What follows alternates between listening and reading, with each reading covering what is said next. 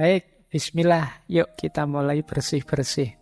Pikiran negatif itu pikiran apapun yang terkait dengan kondisi emosi kita yang destruktif atau tidak menyenangkan. Mungkin berhubungan dengan kemarahan, kecemasan, depresi, pesimis. Pokoknya melihat apa-apa serba negatif. Pikiran negatif itu lihat sisi buramnya sesuatu. Ini pikiran negatif. Lihat minuman gini aja, wah jangan-jangan ini diracun sama anak-anak ini. Saya, jangan-jangan ada yang benci saya, ada yang... Ini pikiran negatif. Mau melakukan apa saja yang diambil sisi buruknya. Ini hati-hati karena kalau kita sudah habit pikiran negatif itu ya apa saja kita persepsi sebagai negatif. Jangankan yang memang negatif, yang positif pun dilihat sisi negatifnya. Ada orang tidak ke masjid, wah ngaku muslim kok tidak ke masjid, dasar. Nanti ada orang ke masjid, alah itu pencitraan. Alah, susah. Ada orang baik dibilang pencitraan, nanti apalagi orangnya jahat beneran. Jadi pikirannya selalu negatif. Nah, negative thinking itu sebagian besar pikiran negatif itu banyak yang tentang diri kita sendiri. Misalnya, aku ini memang orang yang gagal kok.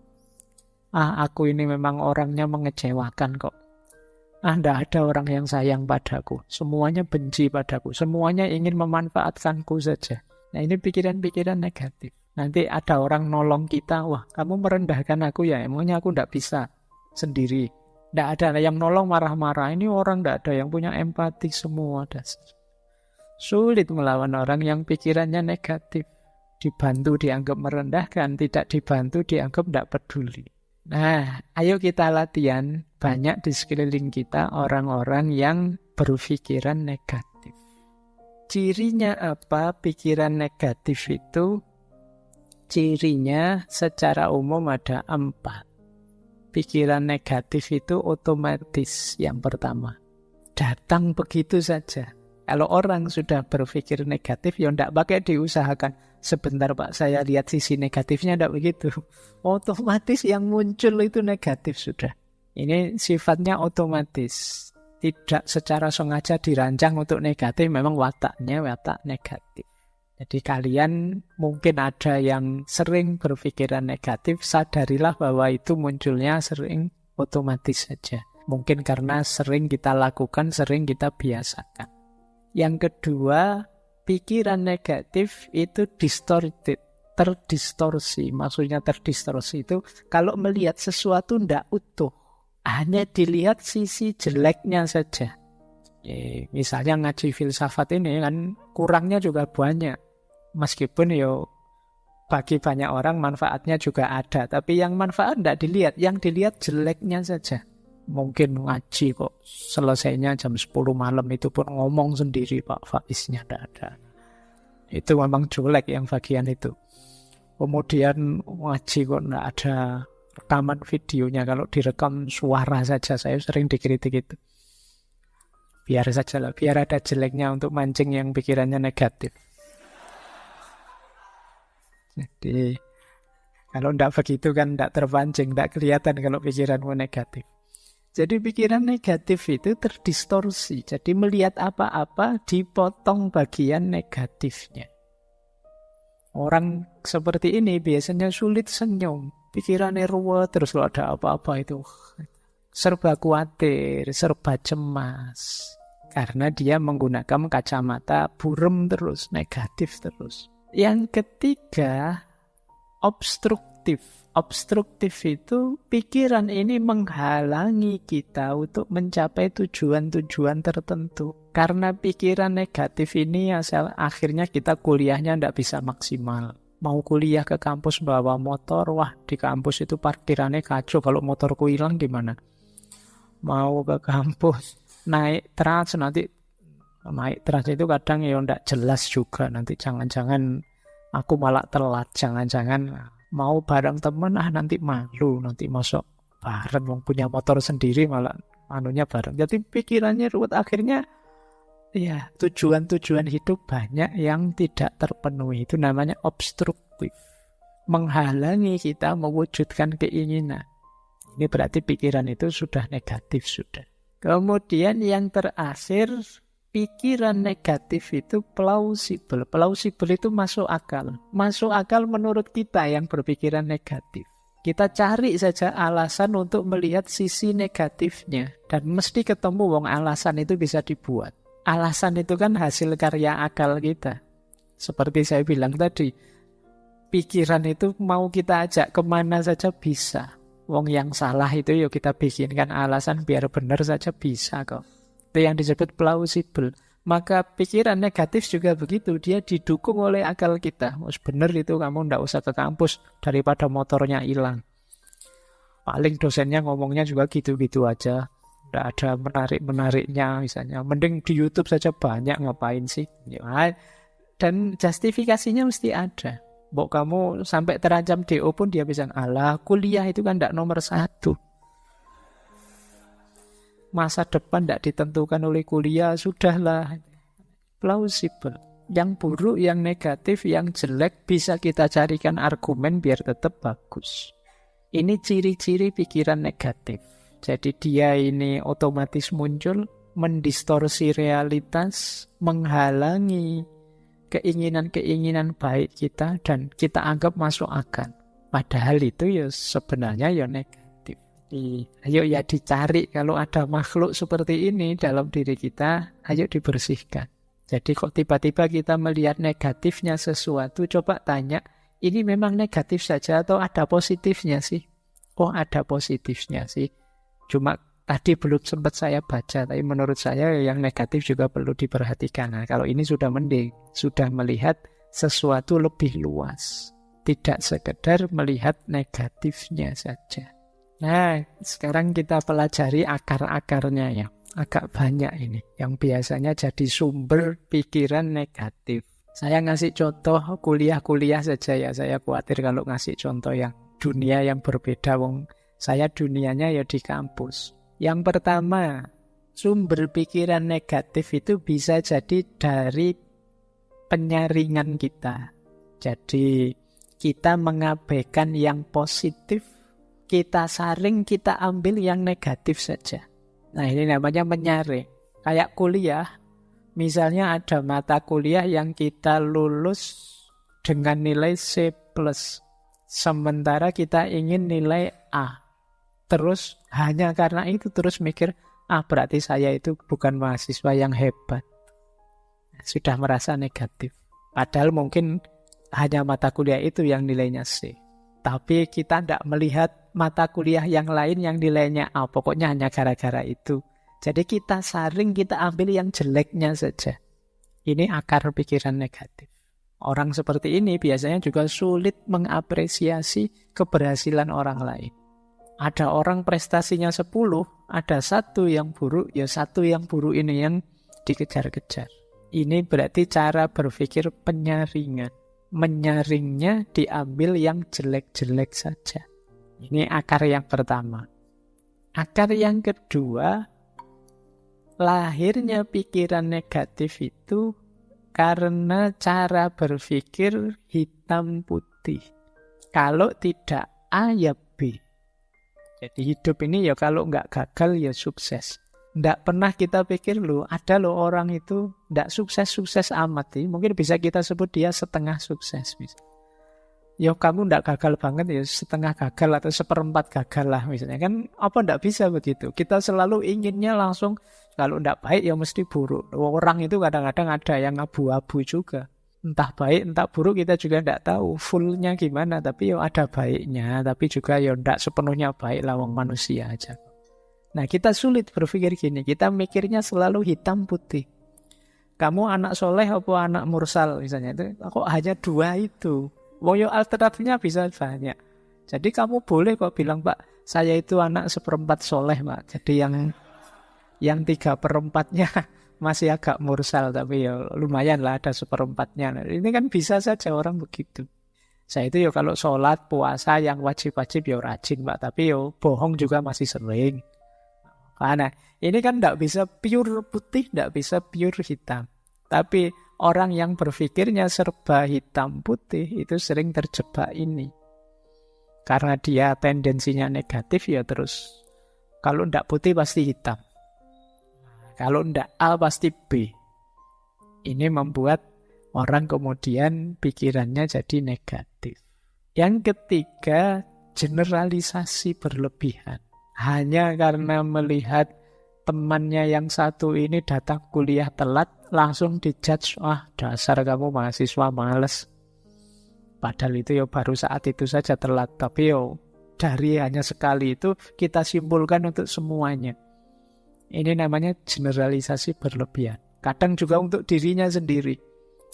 Aku ini memang orang yang tidak jelas misalnya. Yang ngomong awake dhewe. Padahal mungkin hanya dari satu fakta. Hanya sekedar lupa naruh kunci misalnya. Itu dirinya sendiri dimaki-maki. Dasar bodoh, dasar orang pelupa. Ini namanya over generalisasi. Apa ya sih hanya karena itu saja kok. Besok lupa lagi kunci. Wah tambah kamu marahi lagi. Wah sekarang sudah benar memang aku ini orangnya pelupa padahal belum tua. Masih muda kok sudah pikun. Aku ini pokoknya dimarah-marahi sendiri dirinya. Ini jenis negatif thinking. Mikirmu serba negatif. Kalau yang positif kan tidak sedasar itu. Oh kuncinya ketinggalan. Biasa manusia itu tempatnya salah dan lupa. Besok ketinggalan lagi. Biasa manusia itu salah dan lupa. Jadi argumennya sama, cuma intonasinya yang agak berbeda. Nanti hari ketiga ketinggalan lagi. Biasa, wasir. Atau abot wisan. Jadi biar positif, jadi tidak negatif thinking. Hati-hati gaya berpikir ini sering menjebak kita pada cara berpikir negatif. Hanya dari satu fakta kita anggap keseluruhannya begitu. Hanya lihat satu fakta kita berpikirnya hitam putih. Kalau tidak A ya mesti B. Kalau anak ini nilainya tidak bagus ya pasti dia anak bodoh ini mesti. Padahal mungkin saja semester itu pas nilainya jelek ada peristiwa-peristiwa luar biasa yang dia tidak bisa nilainya bagus. Atau disaring, dipilih yang jeleknya saja. Terus akar pikiran negatif bisa juga karena terburu-buru menyimpulkan. Jadi biasanya ini berhubungan dengan kita menganggap kita tahu pikirannya orang lain seperti apa. Kesusu kita simpulkan. Misalnya kita dapat nilai jelek terus kita simpulkan mesti dosen itu tidak senang padaku, sentimen itu mesti. Nah ini terburu-buru menyimpulkan. Kita menebak pikirannya orang lain terus kita simpulkan hanya dari situ saja. Jadi wah temanku ini mesti marah ini padaku. Padahal mungkin saja tidak. Benci dia sekarang mungkin. Pacarnya tak ambil loh misalnya. Padahal mungkin juga tidak. Tapi kan kamu kesusu menyimpulkan begitu. Siapa tahu dia malah terima kasih pada kita. Ya kan bisa saja begitu. Terima kasih ya kamu. Saya sejak lama ingin melepas kok tidak tega malah kamu ambil. Kan bisa saja begitu. Jangan kesusu disimpulkan. Sebelum kamu memang jelas faktanya. Biasanya kalau mengira-ira seperti ini memang cenderung negatif. Wah mesti dimarahi saya ini. Wah mesti kecewa dia padaku. Wah orang tuaku mesti tidak suka aku begini. Terus kita gelisah sendiri. Padahal pulang beneran ketemu orang tua ya tidak semarah itu. Tidak seperti bayangan kita. Nah, akar pikiran negatif yang lain yaitu katastrofisme. Jadi katastrof itu bencana, bahaya. Nah, ketika kita mikirnya selalu yang terburuk, yang terjadi. Ujiannya belum, tapi kita sudah merasa, mesti semester ini jatuh nilaiku, mesti jatuh nilaiku. Nah, ini katastrofisme. Yang dibayangkan alternatif paling jeleknya. Mau ngaji filsafat sudah mikir, mesti aku tidak paham, tidak ngerti, filsafat itu berat. Sejak awal sudah nganggap berat, ya mesti aja ya. Seperti tadi kita ditentukan oleh pikiran kita. Ya berat beneran akhirnya. Ini cara berpikir katastrofisme. Jadi mikirin negatif terus. Yang jelek-jelek, yang berat-berat. Yo, yang terjadi ya akhirnya ya itu. Kok tidak mikir yang enak-enak saja. Alhamdulillah nilaiku jatuh, berarti ini alamat harus belajar lagi. Alhamdulillah masih diberi kesempatan untuk belajar lagi. Misalnya. Jadi ngambil sudut positifnya. Alhamdulillah uangku habis, ini berarti tidak berani macam-macam, ini tidak bisa ngopi, tidak bisa nongkrong, ngaji ajalah gratis misalnya. Loh kan, Alhamdulillah kamu dapat yang bagus. Jadi mikir sudut positifnya. Coba uangku masih banyak, mikir kemana-mana, jalan-jalan di mall, jajan macam-macam. Tapi karena uangnya habis, ngaji saja, berdoa, minta rezeki sama Allah. Loh, lumayan agak dekat sama Allah. Diberi sakit juga begitu, tidak harus negative thinking. Alhamdulillah ada sakitnya, ada remnya, lumayan buat alasan tidak masuk kuliah. Nah, jadi berpikir selalu ambil sudut positifnya. Ada juga akar pikiran negatif itu personalisasi. Personalisasi itu kita merasa bahwa kitalah yang mempengaruhi situasi. Seolah-olah kita yang bisa mempengaruhi apa yang terjadi di sekeliling kita. Ini salah saya, ini karena saya. Kadang-kadang nonton bulu tangkis saja mikirnya, kalau saya nonton mesti kalah itu. Ya, mungkin kalian nonton sepak bola juga begitu. Aku tidak nonton, kalau saya nonton kalah mesti loh. Padahal itu ya apa faktornya karena dirimu yang nonton, ya memang kenyataannya begitu. Ini namanya personalisasi. Kamu terlalu nganggap dirimu berpengaruh, tapi secara negatif. Akhirnya kamu tidak nonton. Mau ya kamu tidak nonton ya tetap kalah. Tapi kamu merasa kalau kamu nonton, kamulah penyebab kekalahan itu. Sudahlah, tidak usah ngajak saya. Kalau saya ikut itu biasanya gagal. Itu namanya personalisasi. Pikiranmu negatif saja. Baik. Ada lagi pikiran negatif itu karena itu tadi, salah memahami. Harusnya ini di luar kontrol, kita anggap dalam kontrol kita. Jadi ada kan banyak hal, sering saya bilang, belajar itu usaha kita, pinter atau tidak pinter itu anugerahnya Allah. Kalau ini anugerahnya Allah berarti di luar kuasa kita. Bukan salahmu kalau kamu tidak pinter. Tapi kalau kamu malas belajar itu salah. Awas keliru identifikasinya. Jadi ada hal-hal yang bisa kita kontrol, ada hal-hal yang tidak bisa kita kontrol. Harus pas merumuskannya. Jadi kamu naksir seseorang, kamu nembak, itu dalam kuasamu. Karena kamu nembak atau tidak nembak kan kekuasaanmu. Tapi kamu diterima atau ditolak, itu di luar kuasamu. Itu urusan yang ditembak. Nah, kalau kamu tidak bisa menerima yang seperti ini, ya nanti lahirnya bisa negative thinking. Seolah-olah kamulah yang menyebabkan kamu ditolak. Mungkin kamulah yang menyebabkan kamu tidak pinter. Kamulah yang menyebabkan tidak. Asal kamu tidak males, ikhtiar sudah maksimal secukupnya, ya hasilnya apapun terimalah. Karena ada hal-hal yang di luar kontrol kita. Sudah nawa itu niat mau berangkat ikut ngaji. Sudah mengeluarkan motor. Kok ya dilalah bensinnya habis.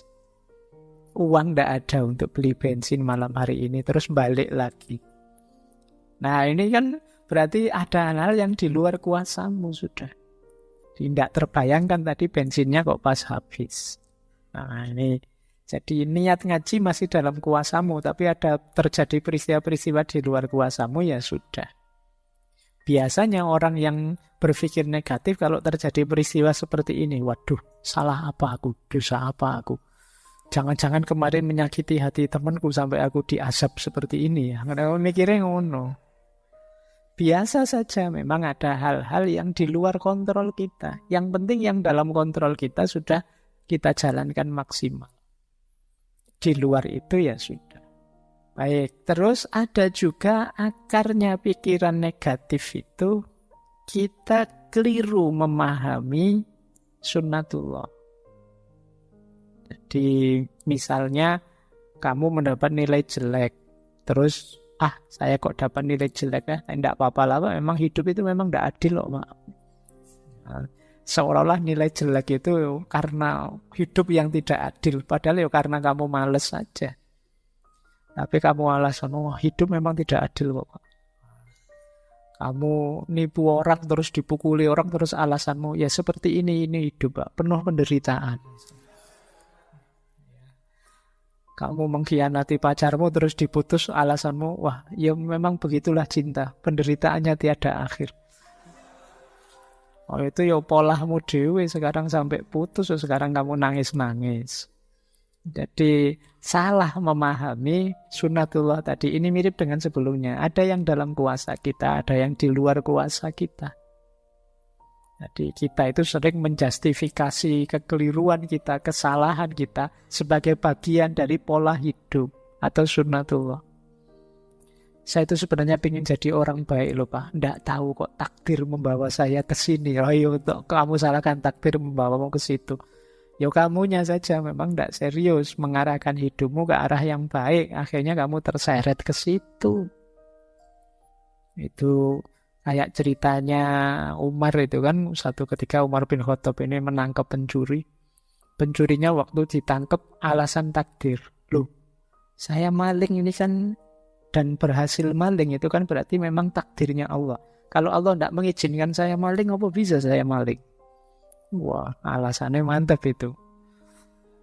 Jadi akhirnya sama Umar malah dipukuli. Lah kok saya malah dipukuli? Loh kamu dipukuli itu juga bagian dari takdirnya Allah. Juga kamu pakai alasan takdir untuk menjustifikasi kesalahanmu. Ada lagi pikiran negatif yang lahir dari orang yang selalu menyalahkan, mencari kambing hitam. Nah, kalau tadi kan yang ditembak dirinya sendiri, kalau ini nembak keluar, menyalahkan. Wah, ini hujan terus ini, gara-gara kamu sih. Nah, ini yang disalahkan orang lain. Ada apa saja nyari kambing hitam. Orang lain yang salah. Ini juga jenis pikiran negatif. Oke, saya lanjutkan biar nanti nyampe. Ada lagi pikiran negatif itu karena emosi. Jadi emosi yang berlebihan. Menganggap yang kita rasakan itulah nanti yang sebenarnya. Padahal kadang-kadang perasaan kita dengan kenyataannya kadang ya tidak benar. Kadang-kadang kita itu agak sentimental, agak dramatis, agak apalah. Kita sering agak-agak begitu. Tapi ini kita anggap yang sebenarnya. Wah, saya ini orangnya mudah kalah, Pak. Saya itu sejak dulu saya membaca hidup saya itu selalu gagal. Nah, ini emosional. Nah, padahal itu cuma perasaanmu, tapi akhirnya kamu bawa dalam hidupmu yang sebenarnya bahwa kamu itu orang yang gagal. Ini namanya emosi yang tidak terkendali. Jadi sering membawa pikiran-pikiran negatif. Jadi seperti orang minder itu kan sering emosinya tidak terkendali. Siapalah saya? Ya bukan berarti terus jadi orang sombong, tapi biasa saja lah. Tidak usah terlalu didramatisir, tidak usah terlalu emosional. Nanti digoda temennya terus tersinggungnya banget. Temennya guyon sini baper misalnya. Karena emosinya tidak terkendali. Ini juga sering jadi pikiran negatif. Hati-hati karena orang yang semacam ini itu kan biasanya tidak nyaman.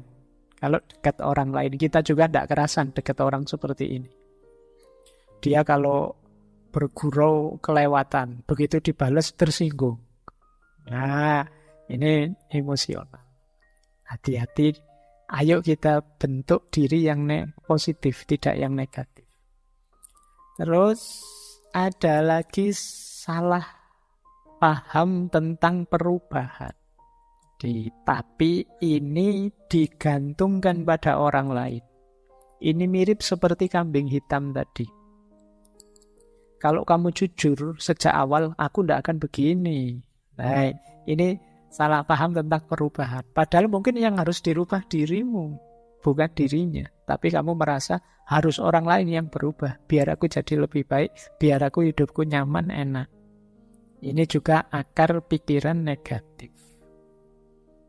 Jadi selalu Coba ketua kelasnya bukan kamu. Wah, kelas kita ini mesti lebih sukses semuanya. Nah, ini dilempar ke orang lain yang disuruh berubah. Bukan dia yang berubah. Padahal mungkin kamu juga harus berubah. Jangan hanya nyuruh orang saja. Jangan hanya ngeritik orang saja. Kamu juga harus berubah. Tapi biasanya di tipe pikiran negatif ini orang hanya melihat menuntut orang lain untuk berubah, bukan dirinya sendiri. Yang selanjutnya, akar pikiran negatif itu memberi label buruk pada diri sendiri maupun orang lain. Jadi kalau dalam Islam kan dilarang memberi alqab wala tanabazu bil alqab. Ini negatif. Memberi label-label kalau kayak di medsos itu kan sampai hari ini kan masih rame itu. Oh, dasar apa gitu kan, itu kan memberi label buruk. Ini negatif secara psikologi, juga negatif menurut agama. Ayolah ngasih label yang baik-baik saja. Jangan ngasih label yang buruk-buruk. Kalau di kita kan sering namanya bagus tapi panggilannya ganti. Kalau ada yang punya panggilan jelek ya diganti panggilan yang baik saja.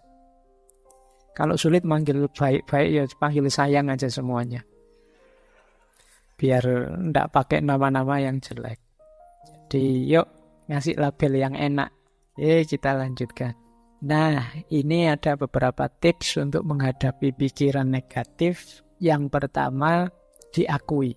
Ngaku saja kalau saya masih negatif pikirannya, tidak apa-apa. Karena kalau tidak ngaku ya tidak ada perbaikan. Kalau tidak terima ya tidak ada cara untuk jalan keluarnya. Tapi ayo kita terima, iya Pak, saya itu masih sering berpikiran negatif. Saya itu masih sering mikirnya jelek-jelek terus. Nah, kalau sudah ngaku, ayo coba luangkan waktu mikir sebentar. Kenapa sih aku kok berpikirnya seperti ini ya? Sumbernya dari mana? Asal-usulnya dulu gimana? Kok aku ini jadi negatif sekali? Terus coba dihitung untungnya apa sih pikiran ini untukku? Atau alasannya apa? Buktinya apa kalau pikiranku ini benar? Atau jangan-jangan hanya ketakutanku saja? Terus tanyakan juga, apa pikiranku ini sudah tidak teratasi, tidak bisa diubah? Mestinya ya bisa ya. Atau aku perlu tidak bantuan orang lain untuk mengatasinya? Nah, coba dijawab pertanyaan-pertanyaan ini untuk menyingkirkan pikiran negatif. Kalau sudah tuntas menjawab, ketahuan asal-usulnya, langkah ketiga yaitu reframing. Kita frame ulang. Kalau tadi melihat sisi negatifnya, sekarang saatnya melihat sisi positifnya. Tema malam hari ini kan bersih-bersih pikiran negatif. Antara lain caranya ini. Kita akui, kita uji, dan kita bikin frame ulang yang positif. Nah, ini pikiran positifnya. Cara untuk melatih berpikir positif adalah yang pertama, ayo mengenali kelebihan-kelebihan dan keberhasilan-keberhasilan kita. Tidak ada orang itu yang hidupnya negatif terus. Pasti pernah mengalami hal-hal positif. Bila perlu ditulis. Boleh teman-teman kalau ada waktu ya, bawa kertas atau buku tulisan. Kelebihanku itu apa saja sih kira-kira? 1, 2, 3, 4, 5 apa saja. Pasti ada kok kalau teman-teman. Tidak mungkin tidak ada kelebihan sama sekali. Ya kemungkinan banyak tapi tidak ketahuan saja. Kalau kalian jeli mungkin ketemu, oh ternyata saya itu orangnya begini, orangnya begitu. Coba ditulis saja. Ini membawa kita nanti pada rasa syukur. Iyalah ternyata dari sekian banyak kelebihanku, hanya satu ini toh kekuranganku. Lah terus kenapa selama ini hidupku kok murung terus ya? Nah, ini coba kalian, tidak apa-apa wis latihan nulis. Meskipun tulisannya disembunyikan untuk diri sendiri juga tidak apa-apa. Mungkin malu kalau dibaca orang lain ya tidak apa-apa. Tapi paling tidak kan melakukan muhasabah sendiri. Apa kelebihan-kelebihanku? Boleh juga capaian-capaianku. Alhamdulillah Pak, saya dulu bisa lulus TK tepat waktu. Misalnya. Loh, itu kan prestasi. Mungkin ada yang TK-nya tidak tepat waktu. Nah, jadi dan banyak capaian-capaian yang lain. Gitu. Saya selalu sukses Pak tiap bulan menghabiskan kiriman orang tua. Wah, oke. Alhamdulillah. Barokah berarti kirimannya orang tua. Iya Pak, selalu bisa saya habiskan dengan sukses. Coba ya kamu hitung capaian-capaian. Banyak lah mesti, tenang saja. Saya berhasil membuat dosen saya marah Pak. Oh, itu baik, ya capaian yang baik ya. Nanti kamu tulis, biar apa? Biar yang kedua masuk. Gimana caranya kamu bisa bersyukur. Kalau kamu sulit menemukan kelebihan atau capaian hidup prestasi, tapi yang kedua ini pasti kamu ketemu. Hal-hal yang bisa disyukuri. Mudah untuk mencari hal yang bisa disyukuri. Kalau kalian sulit, bandingkan dirimu dengan orang yang situasinya lebih sulit darimu. Dan itu banyak. Mungkin kamu masih sehat lah, mungkin kamu masih hidup lah, mungkin kamu masih bisa ketawa lah, mungkin banyak hal yang bisa kamu syukuri. Nah ini akan banyak mengubah hal yang negatif jadi positif. Terus cari circle yang positif. Cari teman yang juga positif. Kalau temanmu negatif semua, ya lama-lama kamu terpengaruh negatif. Cari teman yang enak, diajak bersama-sama, yang mikirnya selalu yang baik-baik, membooster semangatmu. Kemudian pinter-pinter bikin afirmasi, self-talk yang positif. Ngomong yang baik-baik saja deh. Tidak hanya dengan orang lain, dengan dirimu juga begitu. Buang kalimat-kalimat yang merendahkan diri. Dasar aku ini orang bodoh, dasar aku ini orang tidak pinter, dasar aku ini orang malas. Sudahlah, ganti kalimat yang lebih positif. Daripada kamu marah misalnya, dasar aku orang malas, ganti kata dengan yang lebih positif. Ah, ternyata aku ini orangnya penggemar rebahan. Ya tidak apa-apa kan, bukan kalimat yang negatif. Ternyata aku orang ini yang pintar menikmati waktu luang misalnya. Nah, ya nama lainnya males. Baik, jadi ini cari self-talk yang lebih positif. Biar pikiranmu juga positif. Jaga kesehatan tentu saja ya. Kalau kamu tidak sehat ya pingin sepositif apapun ya berat. Tapi kalau kamu sehat lebih mudah. Relax, humor. Hidup jangan kenceng terus, kaku terus. Ya ada guyonnya sedikit-sedikit tapi juga jangan guyon terus. Relax saja, santai, nikmati, mengalir saja. Hidup itu mengalir saja, mesti ada humornya, banyak yang lucu. Hidup jadi tidak lucu karena kamu serius terus, kamu pegang terus dengan keras. Biarkan saja kamu nikmati setiap prosesnya, mesti beragam. Ada seriusnya, ada lucunya, ada. Hidup itu begitu karakternya. Kok hidup itu seragam? Kok ini rasanya humor terus, Pak? Ada yang tidak beres. Kamu berlebihan di situ. Atau kok serius terus, Pak? Ada yang tidak beres. Kamu ada yang berlebihan pasti. Secara natural hidup itu pasti ya ada naik, ada turun, ada serius, ada humor. Terus banyak belajar hal baru. Jadi banyaklah belajar tentang yang baru-baru. Yang baru ini menarik. Biar kamu tidak sibuk dengan pikiran-pikiran lama yang negatif. Nah, jadi setelah dibersihkan tadi, diisi dengan yang positif. Memulainya dengan hal-hal ini. Nah, ada teori yang menarik. Ayo belajar dari positivitasnya anak kecil. Anak kecil itu berpikirnya sangat positif. Anak kecil itu dia ingin tahu apa saja, ingin mencoba apa saja. Melakukan hal-hal yang pintar, kadang-kadang juga hal-hal yang konyol. Mereka juga bertengkar dengan temannya tapi terus rukun lagi. Mereka jatuh ya bangun lagi. Kalau gagal ya penasaran diulang lagi. Mereka bisa kecewa tapi gampang punya harapan baru. Mereka juga punya ketakutan tapi segera setelah itu mereka tetap bisa ceria, bisa gembira. Kalau sedih ya mereka nangis, tapi tidak lama terus lupa, bisa ketawa-ketawa lagi. Itu enak, nyaman kalau anak kecil. Ini yang disebut positivitasnya anak kecil. Kalau kita kan tidak. Kita setelah jatuh itu bangunnya lama. Ada putus asanya, ada mengeluhnya, ada nyanyi-nyanyinya. Wah, anjak kita. Tidak bangun-bangun. Kalau sudah kecewa, wah kita dendamnya bisa sampai ujung dunia. Kalau anak-anak itu habis bertengkar, orang tuanya ikut belani bertengkar. Dia sudah rukun, orang tuanya masih bertengkar. Itu positivitasnya anak kecil. Jadi hidup jadi ringan. Wajar saja. Tidak ada anak kecil itu kok suuzon apa. Tidak ada. Ya mikirnya positif terus. Jadi pikirannya selalu positif. Fakta ini menunjukkan berarti pikiran negatif itu tidak fitrah, tidak fitri. Itu buatan, pengaruh dari luar. Aslinya kita secara murni itu positif. Buktinya apa? Anak-anak yang belum banyak terpengaruh macam-macam itu sangat positif hidupnya. Tidak ada anak kecil itu yang dendam, tidak ada anak kecil itu yang putus asa, terus menganggap dunia ini gelap kalau begitu. Tidak begitu, tidak ada. Biasa saja.